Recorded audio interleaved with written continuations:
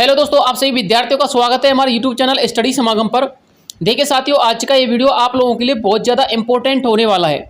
वो भी साथियों, यदि आप लोग पशु परिचर की तैयारी कर रहे हो तो ठीक है ना, क्योंकि साथियों आपको पता ही होना चाहिए हमारी राजस्थान गवर्नमेंट ने पशु परिचर की सीधी भर्ती निकाल दी है। साथियों राजस्थान गवर्नमेंट का जो काम था सीधी भर्ती निकालने का, उसका तो काम कंप्लीट हो गया। अब साथियों हमारा काम है, हमारा काम क्या साथियों, इसमें सिलेक्शन देने का काम है। अब हमारा काम बकाया रह चुका है, अब हमको इसमें सिलेक्शन देना है। अब सिलेक्शन कैसे देना है वो मैं आप लोगों के लिए बताऊंगा, ऐसे ही नहीं बता रहा साथियों, पूरा एक्सपीरियंस है इसलिए मैं आपको बता रहा हूं, ठीक है ना। आगे मैं आपको एग्जांपल के साथ साथ सब कुछ समझा दूंगा, बस थोड़ा सा वीडियो को बिना स्किप किए एंड तक देखिएगा। और दोस्तों आप लोगों के दिमाग में इसके सिलेक्शन को लेकर के जितने भी डाउट हैं, सारे डाउटों का आज यहाँ पर सॉल्यूशन देखने को मिलेगा। साथियों 3 एग्जाम क्वालिफाई करने का एक्सपीरियंस है, वो भी साथियों वीडियो जैसा एग्जाम, पटवारी जैसा एग्जाम और हाईकोर्ट एलडीसी जैसा एग्जाम, ठीक है ना। साथियों पूरा एक्सपीरियंस जो मेरा कहता है वो मैं आपको बताने वाला हूँ। एग्जाम पास करने के लिए साथियों कौन सी बेस्ट स्ट्रेटजी होनी चाहिए, आपको नोट्स कहाँ से पढ़ने चाहिए, बेस्ट बुक कौन सी होनी चाहिए, वो सारे के सारे सवाल जो आपके दिमाग में बार बार आते हैं, सारे सवालों का जवाब आपको आज इस चैनल के माध्यम से देखने को मिल जाएगा। देखिए साथियों, सबसे पहले जो आपका सवाल आता है वो ये आता है कि सर एग्जाम पास कैसे करें, क्योंकि दोस्तों आपको पता होना चाहिए जो वैकेंसी आ रही है वो 10th क्लास वाले स्टूडेंट के लिए आ रही है, यानी कि 10th क्लास वाले भी इसमें एग्जाम जो है फॉर्म भर सकते हैं। और साथ ही उसमें जो 12वीं पास वाले हैं या फिर ग्रेजुएशन वाले हैं, यानी कि 10th के बाद जितने भी हमारी योग्यता है उसके बाद सारे के सारे अभ्यर्थी इसमें फॉर्म अप्लाई कर सकते हैं। अब साथियों जो सबसे बड़ा सवाल आता है वो यही आता है कि सर एग्जाम पास कैसे करें। देखिए दोस्तों, जो विद्यार्थी बिल्कुल फ्रेशर है, यानी कि जो अभी सिर्फ 10th पास करके निकले हुए हैं, लेकिन साथियों वो इसमें एग्जाम करने के लिए एज का क्राइटेरिया बिलोंग कर रहे हैं, यानी कि उनकी एज हो चुकी है और वो इसमें फॉर्म अप्लाई कर सकते हैं। ऐसे विद्यार्थी साथियों जिन्होंने अभी तक कोई भी एग्जाम नहीं दिया है, तो दोस्तों उनके लिए बेस्ट स्ट्रेटजी मैं इसमें बताने वाला हूं। इसके अलावा साथियों जिन अभ्यर्थियों ने बार बार एग्जाम दे लिया है लेकिन अभी तक एक भी एग्जाम क्वालिफाई नहीं किया है, या फिर 1 नंबर या 2 नंबर से रह चुके हैं, या फिर उनके पास एक करंट स्ट्रेटजी नहीं है, यानी कि एक सही रणनीति उनके पास नहीं है, तो दोस्तों उन विद्यार्थियों के लिए भी ये वीडियो आज रामबाण सिद्ध होने वाला है। इसलिए साथियों इस वीडियो में अंत तक बने रहिएगा, ठीक है ना। और हाँ, आप लोगों से उम्मीद करूंगा यदि आप लोगों को ये वीडियो पसंद आ जाए ना तो प्लीज चैनल को सब्सक्राइब किए बिना मत जाना, और साथ ही वीडियो को लाइक करके अपने दोस्तों के साथ शेयर कर देना। देखिए साथियों, सबसे पहले आपका सवाल कि एग्जाम पास कैसे करें, और एग्जाम पास करने के लिए सबसे बेस्ट बुक कौन सी रहेगी जिससे हम एग्जाम पास कर सकते हैं, यानी कि यदि हमको इस एग्जाम को क्वालिफाई करना है, हमारी मानसिकता तो बस यही है कि अब की बार इस एग्जाम में सेलेक्शन लेना है, तो साथियों आपके लिए बेस्ट बुक कौन सी रहेगी। इसके बाद साथियों आप लोगों का अगला जो सवाल आता है वो ये आता है कि सर हम किसी कोचिंग के माध्यम से सिलेबस खरीद लें या फिर नहीं खरीदें, यानी कि हम एक फिक्स निर्णय नहीं कर पा रहे हैं। कभी तो मन में आता है कि सिलेबस खरीद लेना चाहिए, कभी मन में आता है कि सिलेबस नहीं खरीदना चाहिए, ठीक है ना। इसके बाद साथियों अब की बार सिलेक्शन लेना ही है, अब की बार का ये जो मौका है वो चूकना नहीं चाहिए, इसके लिए एक बेस्ट रणनीति हमको बता दीजिए। तो देखिए साथियों, आप लोगों के सारे सवालों का जवाब इस वीडियो में आपको देखने को मिलेगा। सबसे पहले साथियों मैं चर्चा करता हूं आप लोगों के सिलेबस के ऊपर, और सिलेबस के अंतर्गत साथियों आप लोगों का जो सिलेबस लगता है उसके अकॉर्डिंग हम आपके एक एक सवाल का जवाब देते चलेंगे, ठीक है ना। वैसे तो साथियों आप लोगों के 14 से लेकर के 15 पेज का पीडीएफ था, लेकिन साथियों मैंने इस पीडीएफ में जो आप लोगों के काम की चीज है वही साथियों यहाँ पर मैंने संलग्न किया, यानी कि उसी को मैंने यहाँ पे सबमिट किया है, आप उसको पढ़ लीजिएगा। देखिए सबसे पहला जो अपने 12वें नंबर का पॉइंट आता है उस पीडीएफ के अंतर्गत वो यही आता है कि परीक्षा का माह एवं दिनांक क्या है।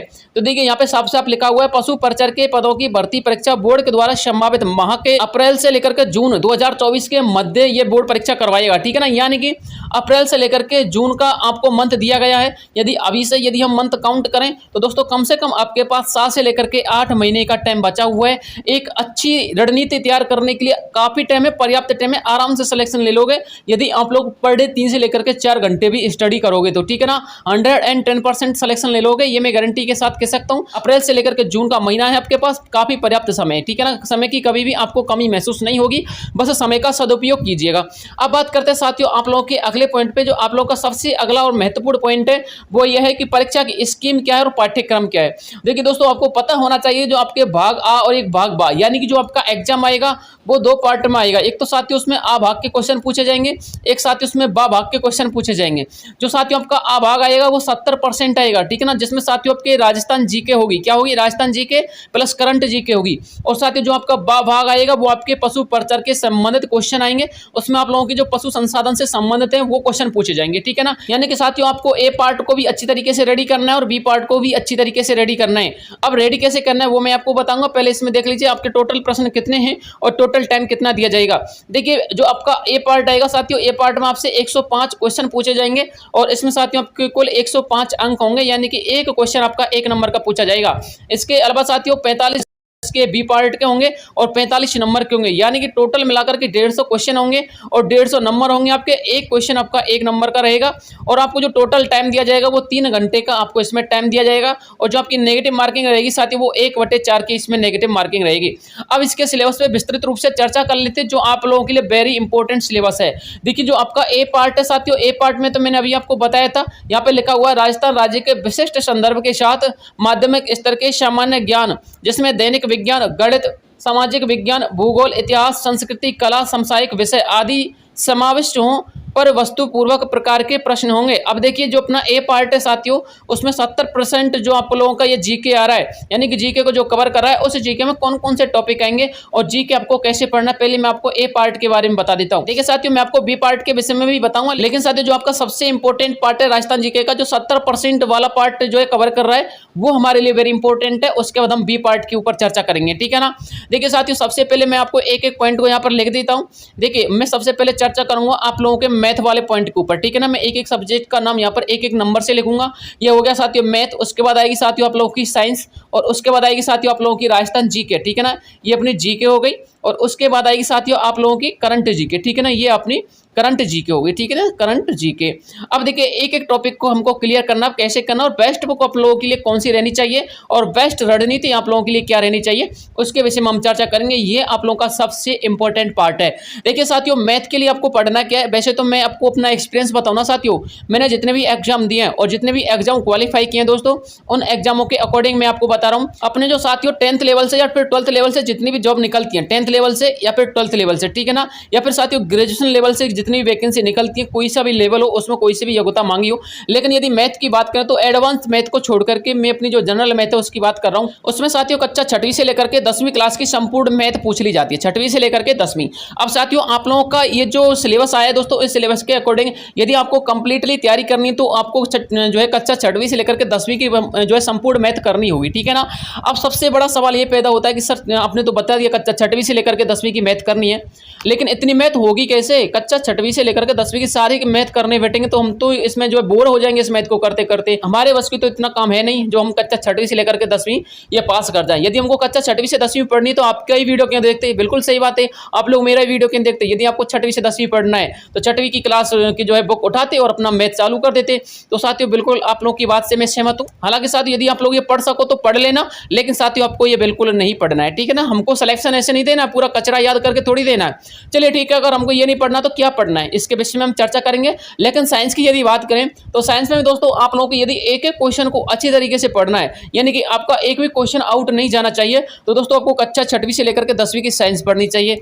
अब आप लोग कहोगे कि सर आपने फिर से कक्षा 6वीं से 10वीं वाला स्टेप बता दिया, तो देखिए साथियों मैं मानता हूं कि आप लोग कक्षा 6वीं से लेकर के 10वीं की मैथ नहीं कर सकते, ठीक है ना, लेकिन साइंस को तो याद कर सकते हो, साइंस का एक एक टॉपिक तो याद कर सकते हो। चलो ठीक है, आप लोग मैं मान के चलता हूँ कक्षा 6वीं से लेकर के 10वीं की साइंस भी नहीं कर सकते, ठीक है ना। कुल मिला के बात ये भाई आप लोगों से नहीं पढ़ा जाएगा। जो 6 से लेकर के 10वीं क्लास की जो बुक्स हैं उनको हम काले पढ़ेंगे, यानी कि कब तक पढ़ते रहेंगे हमारे बस की बात नहीं है, ठीक है। अब करना क्या है, अब वो मैं आप लोगों के लिए बताऊंगा, ठीक है। देखिए दोस्तों ये जो मैं आपको रणनीति बता रहा हूँ ये दोनों प्रकार के अभ्यर्थियों के लिए है। एक तो हमारे वो अभ्यर्थी जो अभी फ्रेशर हैं, जिन्होंने अपने जीवन में कोई एग्जाम नहीं दिया है, जो 10वीं या फिर 12वीं पास करके आए हैं, लेकिन इस वैकेंसी में वो लोग फॉर्म अप्लाई कर सकते हैं। और साथियों फॉर्म अप्लाई करने के साथ साथ उनको इस वैकेंसी में सिलेक्शन भी लेना है, तो उनके लिए क्या करना है। इसके अलावा साथियों हमारे दूसरे नंबर के वो अभ्यर्थी हैं जिनके पास मैटर अवेलेबल नहीं है, यानी कि मैटर तो है, नोट्स भी है, लेकिन उनके नोट्सों में और मैटर में दम नहीं है, तो वो क्या कर सकते हैं, उनको सिलेक्शन कैसे लेना है। अभी तक उनका कहीं पर भी सिलेक्शन नहीं हुआ, पता नहीं उनका एग्जाम क्यों क्वालिफाई नहीं होता, या तो उनके नोट्सों में दम नहीं है या फिर दोस्तों वो मेहनत नहीं करते, ठीक है ना। तो दोस्तों इसके लिए आपको क्या करना होगा कि आपका सिलेक्शन हो जाए, इसके लिए साथियों मेरे पास जो रणनीति है उसी रणनीति से चलिएगा, किसी के बहकावे में मत आइएगा, ठीक है ना। आपको बहुत सारे यूट्यूब चैनल के माध्यम से बहुत सारे वीडियो देखने को मिल जाएंगे कि आप 6वीं से लेकर के 10वीं पढ़िए। मैंने अभी आपको थोड़ी देर पहले मना किया था ना, 6वीं से लेकर 10वीं क्यों पढ़े भाई, हम पे इतना कोई कचरा याद थोड़ी होता है। इसके बाद आपको 8वीं से लेकर के 10वीं पढ़ना है, 11वीं से लेकर के 12वीं पढ़ने, भाई इनको पढ़ने बैठेंगे तो कोई सिलेक्शन हो जाएगा क्या? एक एक बुक को पढ़ने यदि हम बैठे ना अच्छी तरीके से तो 2-2 महीने लग जाते तब जाके बुक याद नहीं होती है। तो 6वीं से लेकर के 10वीं क्या हम एक ही बुक को पढ़ने लगे क्या? मैथ ही मैथ पढ़ने लगे क्या? या फिर साइंस ही साइंस पढ़ते रहें, या फिर जीके पढ़ते रहें? दूसरा टॉपिक कब कवर करेंगे? तो देखिए दोस्तों मेरे पास जो सही एवं सटीक रणनीति है, जिससे अभी तक तक मैंने एग्जामों को क्वालिफाई किया उसी के अकॉर्डिंग मैं आपको बता रहा हूँ। देखिए साथियों, जो अभ्यर्थी फ्रेशर है या फिर जिन्होंने अभी तक एग्जाम दे दिया लेकिन क्वालिफाई नहीं हुआ है, तो देखिए दोस्तों दोनों प्रकार के अभ्यर्थियों के लिए सेम रणनीति है। भले ही साथियों आप फ्रेशर हो, ठीक है ना, भले ही आप लोगों ने ऑलरेडी एग्जाम दे रखे हैं, आपके पास अनुभव है, लेकिन मैटर भी है, लेकिन दोस्तों आप लोगों का एग्जाम क्वालिफाई इसलिए नहीं हो रहा क्योंकि आपके मैटर में दम नहीं है, आपके पास जो नोट्स है साथियों उन नोट्सों में दम नहीं है, ठीक है ना। तो इसके लिए आपको करना क्या दोस्तों, इसके लिए दोस्तों आपको कोचिंग करनी है। अब आप लोग ये कहोगे सर आपने तो कोचिंग बोल दी, ये तो हम पहले कर लेते। देखिए साथियों, मैं आपको वाकई बता रहा हूं, देखिए आपको लोभ नहीं करना, मेरी कोई कोचिंग नहीं चल रही, ना ही मैं किसी कोचिंग को रिकमेंड कर रहा हूं, ना ही किसी कोचिंग का मैंने प्रमोशन का कोई पैसा लिया, ठीक है। मैं साथियों आपको वही जेन्युइन तरीका बता रहा हूं जिससे आप लोग सिलेक्शन दे सकते हो।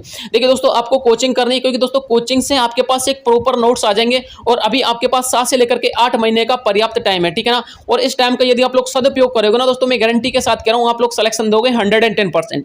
अब देखिए आपको कोचिंग करना है, ठीक है ना। कोचिंग करोगे ना साथियों तो आप एक एक सब्जेक्ट का अच्छी तरीके से प्रॉपर नोट्स बना सकते हो। मैं दोस्तों यदि आपको रिकमेंड करूँ ना दोस्तों, तो मैं आपको एक ही कोचिंग रिकमेंड करूंगा। देखिए आप यदि किसी कोचिंग को परचेज करना चाहते हो, कोई सिलेबस परचेज करना चाहते हो, तो दोस्तों 5,000 रुपए या फिर 6,000 रुपए, 8,000, 10,000, 7,000 वाला सिलेबस मत खरीदना, बिल्कुल मत खरीदना। मैं आपको फिर कह रहा हूं, ठीक है ना।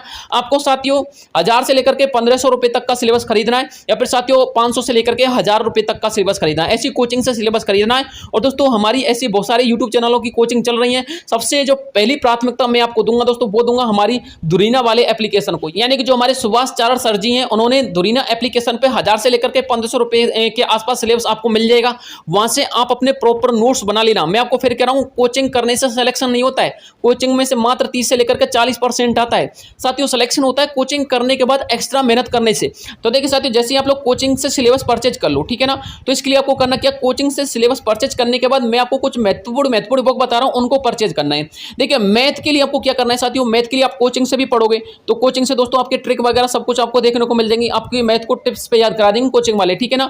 देखिए आपको कोचिंग से भी पढ़ना है। और दोस्तों रामनिवास मथुरिया की बुक परचेज करके लेके आनी, किसकी, रामनिवास मथुरिया की मैथ के लिए बेस्ट बुक रहेगी। इसमें दोस्तों आपको 2 प्रकार से सॉल्यूशन देखने को मिलेगा। एक तो साथ ही इसमें फॉर्मूला वाला सॉल्यूशन मिल जाएगा, यानी कि जो आप फॉर्मूला वगैरह लगाते हो ना उस हिसाब से सॉल्यूशन मिल जाएगा। और साथ ही एक आपको इसमें ट्रिक वाला सॉल्यूशन मिल जाएगा, यानी कि दोनों सॉल्यूशन मिलेंगे। और साथियों आप लोग ऑलरेडी कोचिंग से तो किए हुए हो मैथ को, तो वहां से आप लोग कंप्लीट, आपका जो वीएस है कंप्लीट है, तो आराम से दोस्तों को कोई प्रॉब्लम नहीं आएगी। तो आपको बुक कभी भी जो परचेज करनी है ना साथियों, तो कोचिंग के साथ ही आप बुक को रीड कर सकते हो। देखिए साथियों, यदि आप कभी भी बुक पढ़ोगे ना तो दोस्तों बुक आप कोचिंग के साथ ही सही से स्टडी कर सकते हो बुक को, क्योंकि दोस्तों कोचिंग आपके एक एक टॉपिक को क्लियर कराएगा। और एक एक टॉपिक को क्लियर कराने के बाद साथियों आप बुक को अच्छी तरीके से, तो दोस्तों रामनिवास मथुरिया की बेस्ट बुक रहेगी आपके लिए मैथ के लिए। इसके बाद साथियों साइंस के लिए आपको क्या करना है, साइंस के लिए साथियों आपको जैसे ही अपना कोचिंग चालू हो जाए, तो कोचिंग जैसे आपके मान के चलिए कोचिंग में श्वसन तंत्र चल रहा है, तो साथियों कोचिंग से भी श्वसन तंत्र को कंप्लीट कीजिएगा।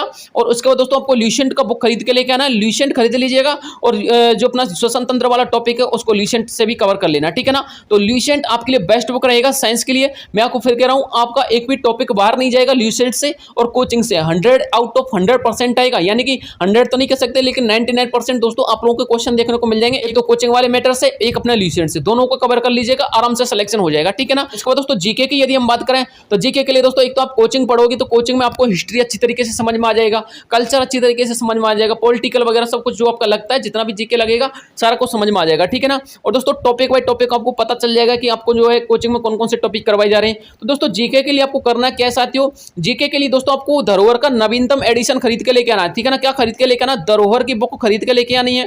धरोहर की दोस्तों बेस्ट बुक रहने वाली है। देखिए दोस्तों धरोहर का अभी नवीनतम एडिशन आया नहीं है, जैसे ही नवीनतम एडिशन आएगा मैं आपको बता दूंगा, ठीक है ना। अभी आपको कोई भी बुक परचेज करने की जरूरत नहीं है जीके के मामले में, क्योंकि साथियों अभी जीके का भी मामला बैठा नहीं है सही से, क्योंकि साथियों बहुत सारी ज्योग्राफी बदल चुकी है और बहुत सारे जिले भी बदल चुके हैं। जो अपनी कल्चर है ना साथियों, वो कल्चर जो अपने बाड़मेर जिले में लगती थी, अब वो कल्चर और किसी दूसरे जिले में लगेगी, ठीक है ना। जो कल्चर अपने भरतपुर जिले में लगती थी, अब वो कल्चर डीग जिले में लगेगी। तो साथियों इस तरीके से आपको थोड़ा सा इंटरचेंज देखने को मिलेगा। अभी साथियों आपको जीके के लिए थोड़ा सा इंतजार करना है, ठीक है ना। थोड़ा सा रुक जाइए, बस 10 से लेकर के 15 दिन रुक जाइए, आपको बेस्ट बुक बताऊंगा जीके की, ठीक है ना। देखिए साथियों अभी धरोहर का नवीनतम एडिशन आया नहीं है, जब नवीनतम एडिशन आएगा तो मैं इसको अच्छी तरीके से एनालिसिस करूंगा। जब मुझे लगेगा कि आपको बताने लायक बुक है तब जाकर मैं इसको रिकमेंड करूंगा। अदरवाइज दोस्तों मैं आपको धरोहर के अलावा दूसरे बुक भी रिकमेंड कर दूंगा, ठीक है। तो अभी आप थोड़ा सा धैर्य बना के रखिएगा, जीके का कोई भी पोर्शन मत खरीदिएगा, ठीक है ना। और दोस्तों आपको करंट जीके के लिए क्या करना है साथियों, करंट जीके के लिए दोस्तों आपको अपनी मूमल पढ़नी है। क्या पढ़नी है, मूमल पढ़नी है। एक क्वेश्चन आउट नहीं जाता मूमल से, याद रखिएगा। ना कोई क्रोनोलॉजी पढ़नी है, ना आपको कोई मासिक बुक आती है ना, उनको भी नहीं पढ़ना, ठीक है ना। आपको मैं किसी भी कोचिंग की बुक को भी रिकमेंड नहीं कर रहा। बहुत सारी कोचिंगों ने करंट जीके की बुक चला रहा है, कोई भी मत पढ़िएगा, मूमल की बुक पढ़िएगा, बेस्ट रहेगी साथियों। 100 आउट ऑफ 100% क्वेश्चन देखने को मिलेंगे, सबसे सरल और सबसे सटीक लैंग्वेज में आपको देखने को मिलेगी। सबसे बड़ी बात यह साथियों, मूमल की आपको वार्षिक पढ़नी है, ठीक है ना, महीने वाली नहीं पढ़नी है, 6 महीने वाली नहीं पढ़नी है, वार्षिक बुक पढ़नी है। यदि दोस्तों आपको वार्षिक ना मिले तो दोस्तों आपको 2 बुक लेके आनी, 6 महीने वाली, कितनी 2 बुक लेके आनी है, ठीक है ना, 6-6 महीने वाली लेके आनी, 6-6 महीने वाली पढ़ लीजिएगा, ठीक है ना। दोनों बुक से काम हो जाएगा। दोनों बुक दोस्तों, जैसे कि आपका एग्जाम होने वाला है जून में, तो दोस्तों जून से पहले की आनी चाहिए दोनों बुक, ठीक है ना। यानी कि अपने 2023 जून से लेकर के 2024 जून तक की आपकी बुक आनी चाहिए। 6-6 महीने की 2 बुक पढ़ लीजिएगा। 100 आउट ऑफ 100% क्वेश्चन मिलेंगे मूमल से। मुझसे मिले ना, यदि आपके क्वेश्चन ना मिल जाए तो, ठीक है ना। बस दोस्तों आपको पढ़ना वास्तविकता से, यानी कि ईमानदारी से पढ़ाई करनी है, इस बात को समझ लीजिएगा। अब उसके बाद दोस्तों हम बात करते हैं अपने बी पार्ट की, यानी कि जो अपना पशुधन वाला पार्ट है उसको कहां से कंप्लीट करना है। तो देखिए दोस्तों, मैंने आपको पहले बताया था ना, पशुधन वाली अभी मार्केट में कोई बुक नहीं है। मैं आपको पहले कह दे रहा हूं, कोई बुक नहीं है पशुधन वाली। लेकिन साथियों जैसी बुक आएगी मैं आपको तुरंत रिकमेंड कर दूंगा। लेकिन साथियों पशुधन पढ़ना कहां से है?